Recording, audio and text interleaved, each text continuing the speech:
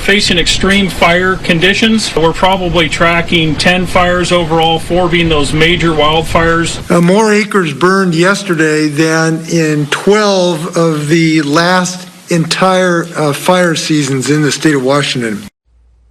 Well, that was the governor. Fire season just started, and 2020 already the worst year ever for wildfires in California and Washington state. So across California, Washington, and Oregon, hundreds of thousands of acres are turned into smoldering ash. Javi's joining us with more on the evacuations, the rescues, the destruction. It's just overwhelming. It's been crazy. I mean, we saw some of that smoke here in the valley. You probably did. Did you in San Diego? On my way back from California a few days ago, we got into this one valley area. You could barely see in front of you. It is bad out there. So these images out of the western states are really devastating. These major wildfires, all fueled by the perfect storms of conditions, including those Santa Ana winds, a record heat wave, and dry brush, and oh yeah, for one of those major fires, a gender reveal party.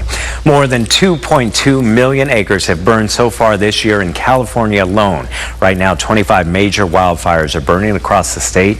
The fast-moving Creek Fire in the Sierra Nevada forest has burned 162,000 acres since Friday with no containment. 30,000 people have been evacuated, and 400 people and 27 animals had to be rescued from those wildfires. Sunday night, and we saw a bunch of smoke and ash come in, and from there we knew something was coming up. We didn't think it was too bad. There was a couple times where we're trying to get off our hiking trail and get down to the resort, and you don't know where the fire's really at. All you see is a bunch of smoke and ashes flying. The Creek Fire has also destroyed Cressman's General Store and gas station. They had been in business in Shaver Lake since 1904. But the biggest concern for firefighters in Southern California, those Santa Ana winds.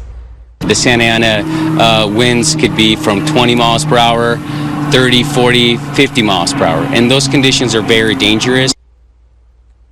The same dry winter weather, or windy weather conditions, I should say, are fueling flames in Oregon and Washington. 58 new fires have burned 330,000 acres in Washington in just the past 24 hours. Residents in 10 counties have been forced to evacuate, including Malden, Washington, where 80% of the town's homes and public infrastructure have now been destroyed. In Oregon, at least 7 wildfires are now burning across 230,000 acres. Well, the dry and hot conditions are still in effect today, and they're prompting officials to issue red flag warnings in 6 western states covering 38 million people. Those gender reveal parties, can we just go back to the blue and the pink fake cigars? I'm with you, man. I'm with you. I mean, that is just crazy. Check this out. Colorado families waking up to the earliest snow ever in 130 years of records. The snow comes after Sunday's high of 99 degrees in Fort Collins and Denver's high of 101 on Sunday. And that's the latest triple-digit day on record and a new monthly high. The temperature in Denver dropping more than 60 degrees in less than 18 hours. How about that? We dropped overnight pretty good too, right? Yeah, we did, and we went from, we started the week at almost 110 and to be in the low 90s and maybe even the upper 80s today in some parts of the valley. That's a pretty big drop, but nothing compared to 101 to the 30s in Denver. Still getting a little bit of snow there this morning. They ended up picking up 1 inch officially at the airport, but up at some of the ski resorts about half a foot. So they've got some heavier snow coming down right now in that Colorado area, but for Denver specifically, they'll add maybe another ½ an inch to inch or so as this storm winds down. It's kind of lingering over our region, and it's the same storm that brought us those thunderstorms yesterday and the cooler air through our state, the wind as well. As we look outside this morning, it's only 7.